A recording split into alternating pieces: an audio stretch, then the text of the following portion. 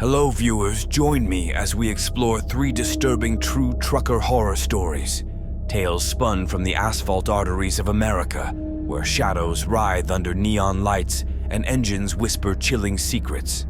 So grab your thermos, crank up the tunes, and get ready to slam the brakes on reality as we delve into the heart of trucker horror stories. Before starting these horror stories, please like this video, tell us in the comments which story you liked, and subscribe our YouTube channel for more horror stories. Story number 1. Caleb James squinted through the windshield, the desolate ribbon of highway shimmering under the merciless Arizona sun. His 18-wheeler, christened Rosie, rumbled beside him, a loyal steed in this lonely crusade. It wasn't money that lured Caleb to the open road, not anymore. It was escape. Escape from the whispers, the chilling premonitions that had turned his once idyllic farmhouse into a haunted house.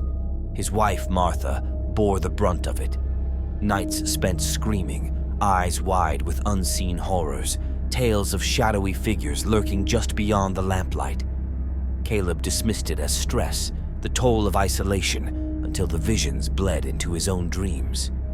A whispering truck stop in the middle of nowhere, a flickering neon sign spelling out "Nowhere," and a pair of glowing eyes peering from the darkness beneath the hood. Sleepless nights morphed into days fueled by black coffee and gnawing dread. Then, like a mirage on the horizon, came the job offer, a cross-country haul, Arizona to Maine, a chance to outrun the whispers, or so he desperately hoped.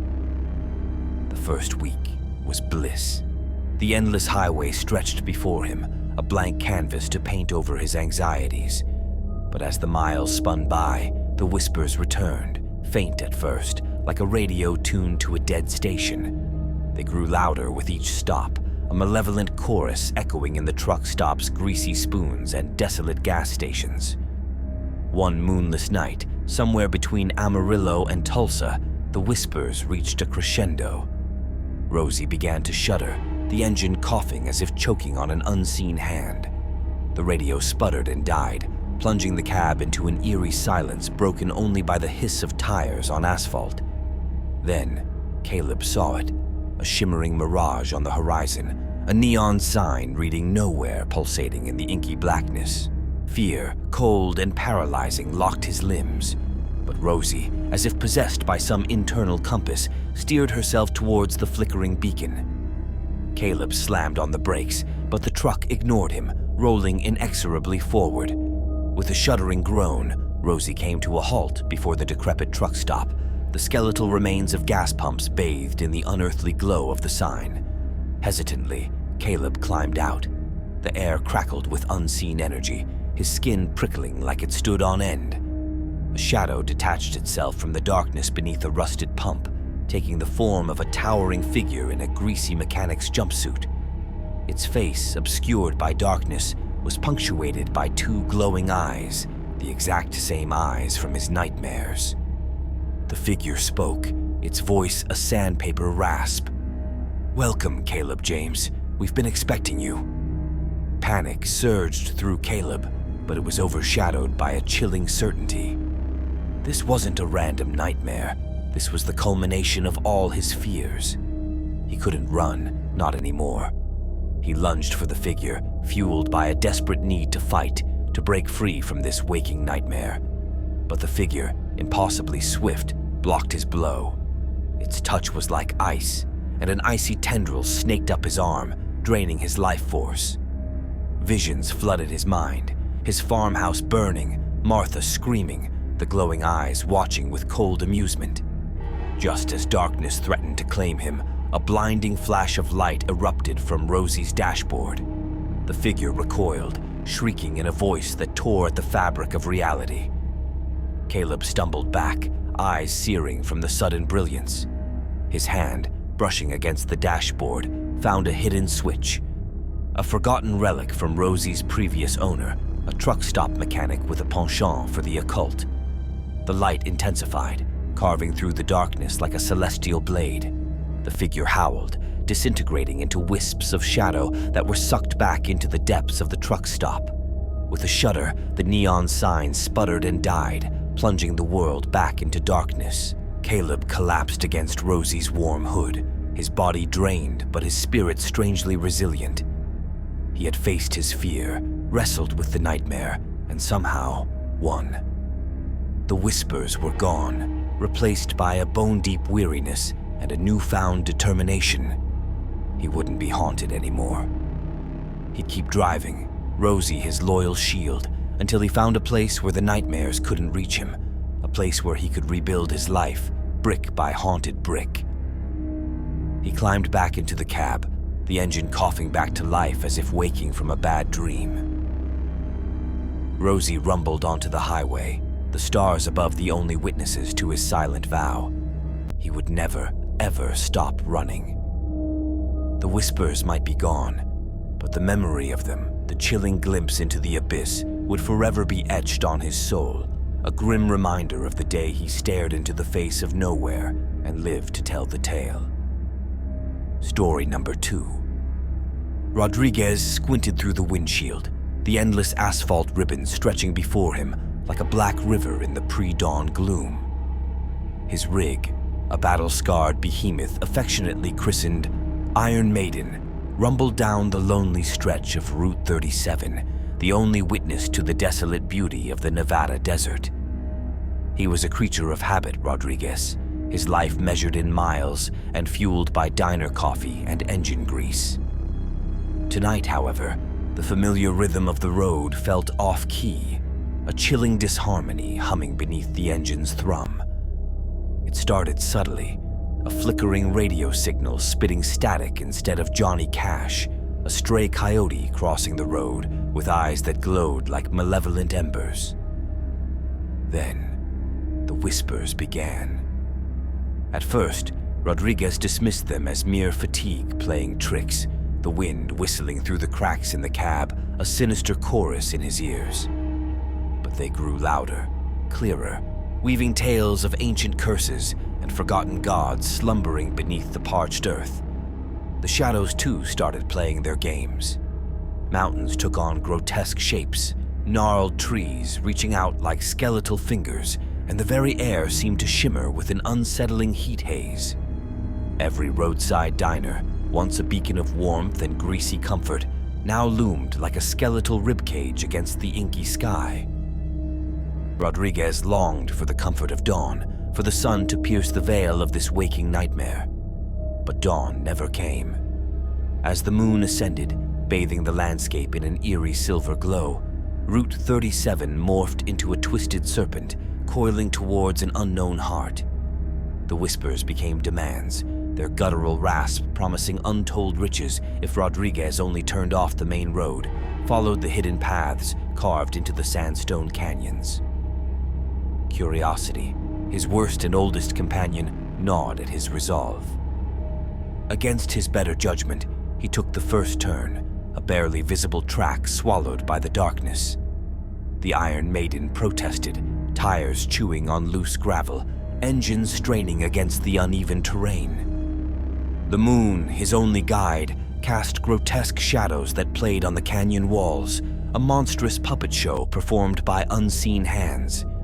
Then he saw it.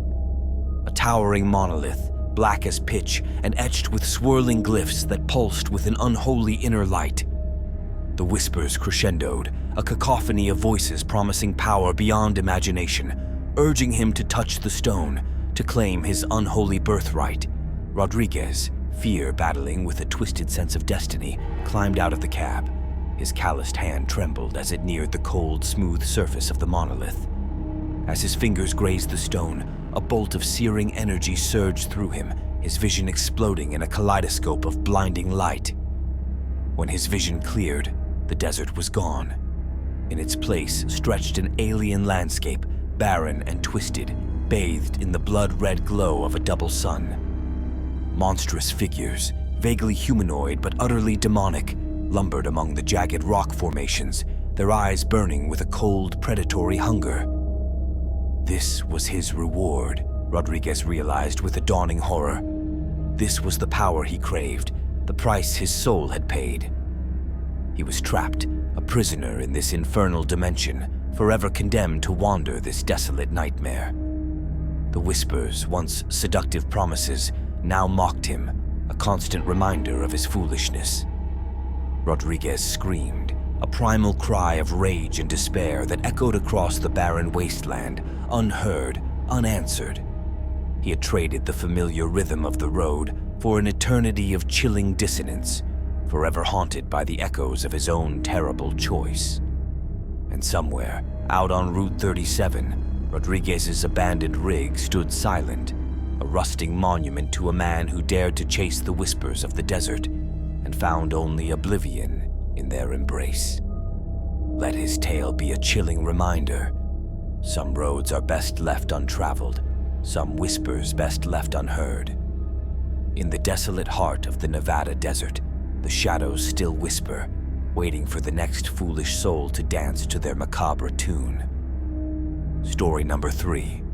Henry's 18-wheeler rumbled down Route 23, a metallic beast carving through the heart of Montana's desolate plains. The sun dipped below the horizon, painting the sky in fiery hues, a prelude to the creeping darkness that gnawed at the edges of his soul. Tonight, Route 23 felt different, heavier, its silence pregnant with unseen menace. The radio, usually a faithful companion, sputtered and died, leaving only the roar of the engine and the rhythmic hum of 22 tires chewing asphalt. Unease coiled in Henry's gut, tightening with every mile. He'd heard the whispers about this stretch of road, tales of truckers vanishing without a trace, swallowed by the shadows that danced at the fringes of vision. Then, as if conjured by his fear, a pair of headlights materialized in the rearview mirror, growing steadily closer.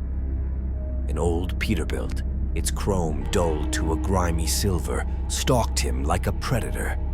Panic gripped Henry's heart. He knew these stories, the warnings about phantom trucks and their soul-stealing drivers. He stomped on the gas, the engine straining as he pushed the 18-wheeler to its limits. The speedometer needle flirted with red, but the distance between him and the Peterbilt remained stubbornly constant. He could see the driver now, a gaunt figure shrouded in shadows, his face hidden beneath a wide-brimmed hat. The Peterbilt's horn roared, a guttural bellow that rattled Henry's bones. He glanced in the mirror again, only to see the truck was gone. Relief washed over him, fleeting and icy. Then, just as he dared to breathe, the Peterbilt materialized in front of him, blocking his path. A figure emerged from the shadows, a skeletal silhouette against the dying light. The man's eyes, two burning embers in the darkness, pierced through Henry's soul. "Lost, son?" he rasped, his voice like gravel grinding against bone. Henry's tongue stuck to the roof of his mouth. Who are you?" The figure chuckled, a sound that sent shivers down Henry's spine. "Just a friend," he drawled, stepping closer. "Someone who can give you what you truly desire." Henry's mind raced. What did he truly desire? Escape from the endless miles of road, the crushing loneliness of his job, escape from the life he felt trapped in? The figure seemed to read his thoughts, a cruel smile twisting its shadowed face. "All you have to do," the driver whispered, his voice a seductive caress, "is step away from your truck." And Henry, lured by the promise of release, felt his resolve crumble. He took a tentative step, then another, drawn towards the abyss of the darkness lurking beside the Peterbilt. Just as he was about to step off the precipice, a memory flickered, his wife's face etched with worry, pleading for him to come home. With a burst of desperate strength, Henry stumbled back, his heart hammering against his ribs. The engine of his truck roared to life, a defiant growl against the encroaching darkness. He slammed on the gas, swerving around the Peterbilt in a heartbeat-stopping maneuver. The Peterbilt remained for a moment, a silent sentinel in the twilight. Then it dissolved into the shadows, a phantom swallowed by the night. Henry didn't dare look back. He pushed the 18-wheeler to its limits, the speedometer screaming in protest, the miles blurring into a feverish mosaic. He reached the next town, a beacon of light and normalcy in the encroaching darkness. Dawn found him slumped over the steering wheel, drained but alive. The encounter had irrevocably changed him. The silence of the road no longer felt empty, but pregnant with unseen menace. He stuck to well-lit routes, the radio tuned to a cheerful station, a constant reminder of the darkness he barely escaped. But sometimes, under the cloak of night, when the road stretches infinitely before him and the shadows dance at the edges of his vision, he swears he can hear the chilling chuckle of the driver, a whisper on the wind, a haunting reminder of the 22 wheels that almost lured him into the abyss. Our 3 disturbing true trucker horror stories are over. Please like this video and subscribe to my YouTube channel for more horror stories. Thanks for watching.